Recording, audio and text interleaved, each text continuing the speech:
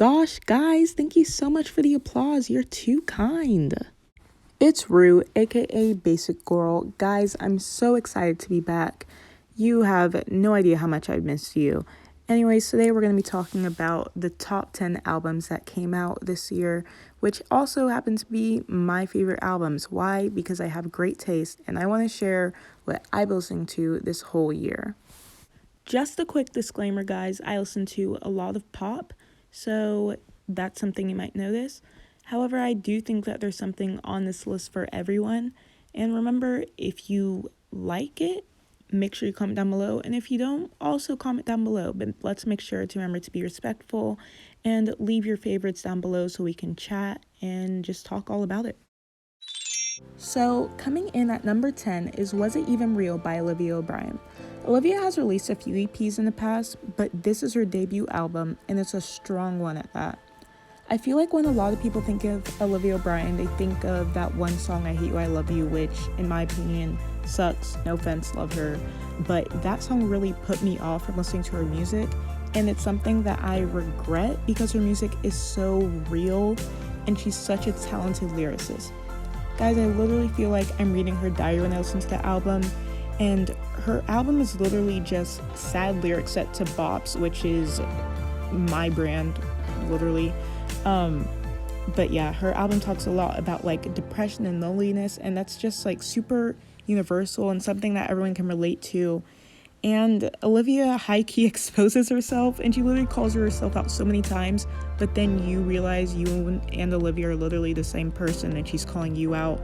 I don't know if that made any sense whatsoever, but guys, just check this album out. It's so fun. You'll cry, you'll dance, you'll probably do the both things at the same time. But yeah, my favorite song is Inhibitions. So good. Number 9 goes to Feel Special by my girls Twice. I know what you're thinking. Isn't Feel Special an EP or a mini album? Yeah. Is it still on the list? Yeah. Also, you're probably thinking, Feel Special? What about Fancy? Guys, I love Fancy. In fact, let's have a moment of silence for that song.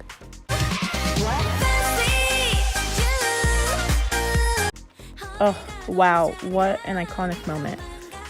Guys, I have eyes, I have a brain, I have eardrums, I love Fancy, but as a mini album, I really fell in love with the songs on Feel Special as a whole.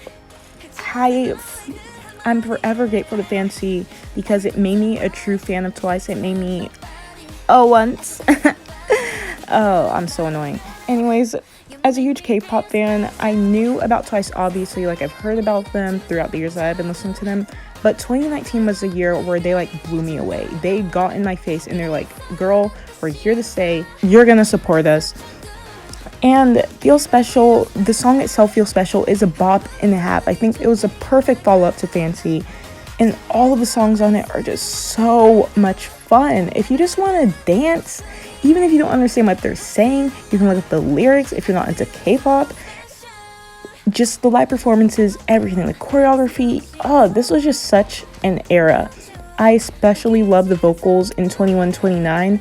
Oh my goodness. They honestly, like, Twice owned 2019, period. Number 8 is Don't Feed the Pop Monster by Boods. That title itself, I love it. This album is sitting pretty at number 8 because Boods takes risks, okay? Risks. I can't even say that word. This album is just full of like strange and just oddly arranged songs, but somehow they make it work because they're them and they're amazing, and it's weird and it's funky and it's just like a mod podge of like sounds. I'm making it sound like this like sort of alien like music. It's not. It's really good, but I just love it so much because there's not too many people experimenting with the production the way that they are, at least in 2019. There's very few artists doing that. They use a lot of like synth beats and like synth voice coders, so which I love, so if you guys like that, this is right up your alley. And this album is just fun to drive to. Pro tip, play the song Pete, my favorite off the album, while you're driving around. Blast it at night, during the day, whatever time. Thank me later, okay? And This is just like a little tip, but if you like the 1975's last album that came out in 2018, I would definitely give this album a listen. Give it a little gander. Sadly, I feel like this is one of the albums of this year that flew a little under the radar. So show it some love. Give it some streams. I know that streams aren't everything, but give this album some love. Here we go, y'all. It's When We All Fall Asleep Where to Go by none other than Billie Eilish. Are we surprised? You shouldn't be. From her dreamlike soft ballads like When the Party's Over to her borderline Dancing with Death anthem, Bury a Friend, you could not go anywhere without hearing this album.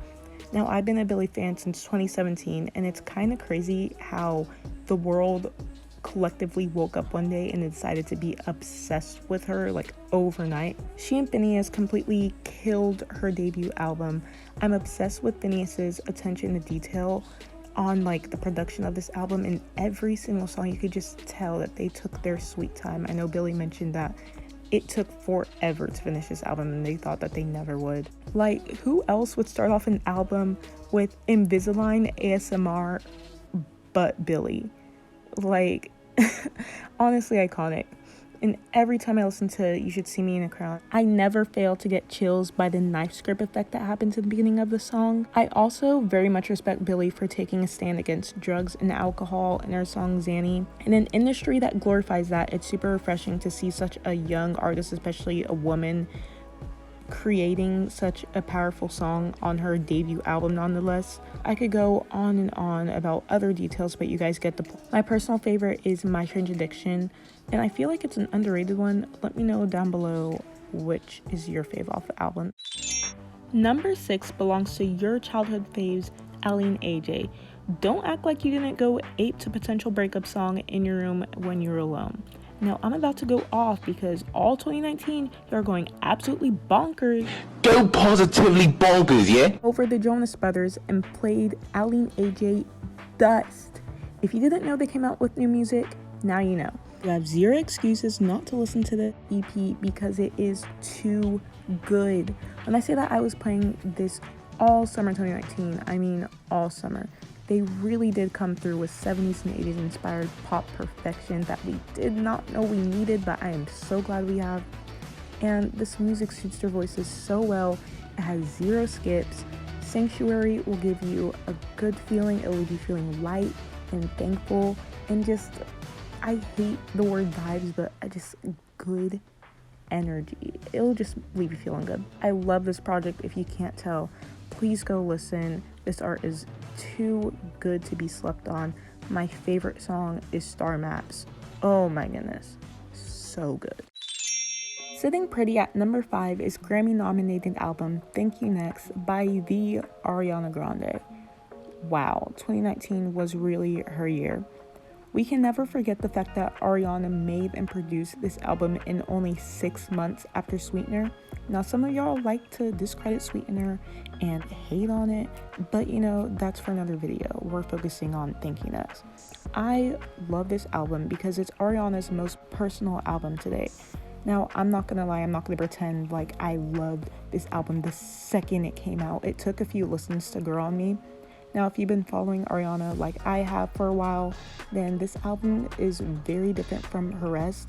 And while this album is still not my favorite of hers, it made me so proud as a fan to finally see the world embrace her music and just respect her talent that we all knew that she had. Obviously, Ariana's been in the game for a while and she's been famous and people knew of her, but Thank You Next, the song, 7 Rings, completely changed how the world saw her, and it changed her career forever.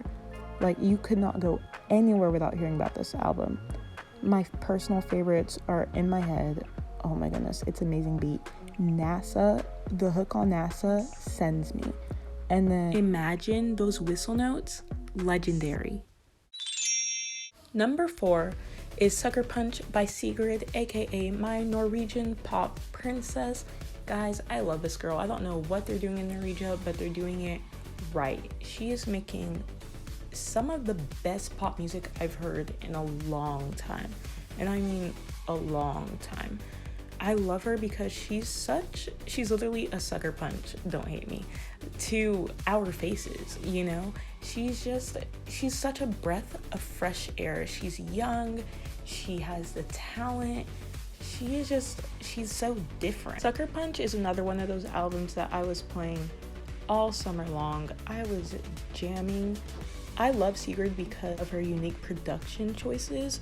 Production is such a big part of music that I enjoy, obviously, because you can have a voice, you can have the lyrics, but if the song isn't produced right, the song doesn't get to the full potential that it can have.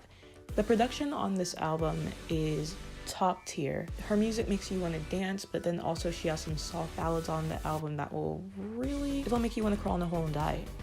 In a good way though. I really do believe that she's gonna be one of the leaders of pop in the future.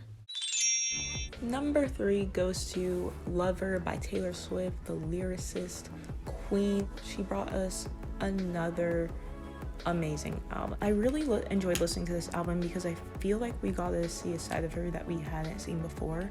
Her last album, Reputation, was all about how the media saw her and her playing into that role, just her life on the inside, and I feel like this is a continuation of that, and it really shows a completely flipped side of her. We got to see more of her love life. She let us in about what she was dealing with, and I love how she started off the album with I Forgot That You Existed, and that really closed a chapter in Reputation, and then we went right into the rest of the album. While this album isn't my favorite, I really do feel like we gotta learn more about her, and this album really showcased her vocal growth. You could just see how much that she had matured musically still, and see how much she had evolved, and that's something that I hope to see in the future from her. Her live performances this era have been so amazing. You can really tell that she worked on her voice.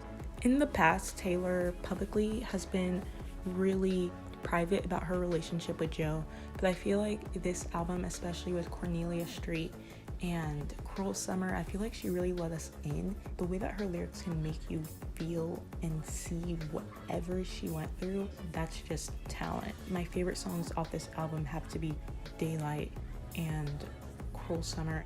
Also, we can't forget about Lover. I believe that's one of the best love songs she's ever written. That song will be played at weddings for years and years to come. Well done, Taylor. Number 2 goes to Heard It in a Past Life by Maggie Rogers. If I could describe Maggie Rogers in 3 words, it would be witchy, feminist, rock star. True fans will get it. Now, this is Maggie's debut album. This and Sucker Punch have been some of the best debut albums that I've heard from artists. If you haven't heard of her, please go listen.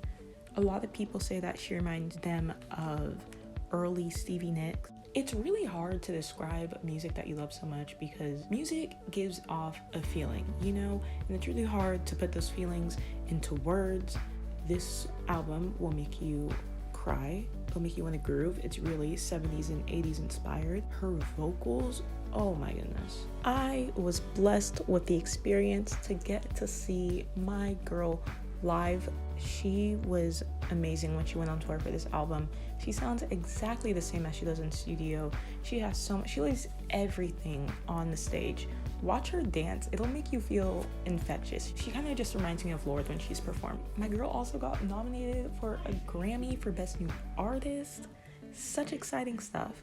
Please give this album a listen. Number 1 goes to my favorite person. Oh my goodness.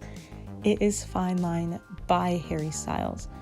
Guys, I love this album, and I'm not exaggerating when I say that it is one of the best albums I've ever heard in my life. I mean, I've only been alive for 20 years, but it has to be in my top 3.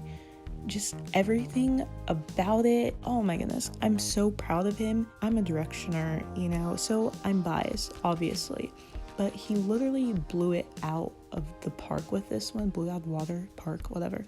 He really showed up and showed out. Like his first album, I really enjoyed it. It took me a little bit to warm up to his first album because when that came out, I was like a junior in high school, and I don't know. His first album is really different from what One Direction would make, and so it took me a bit to warm up to that, but I love it. It took a while, but I love that album. And this album just, it's everything that I love about music. Like, it is everything. And it's so 100% him. Just from the album art alone, you can just tell that it's 100% him. He had fun while making it.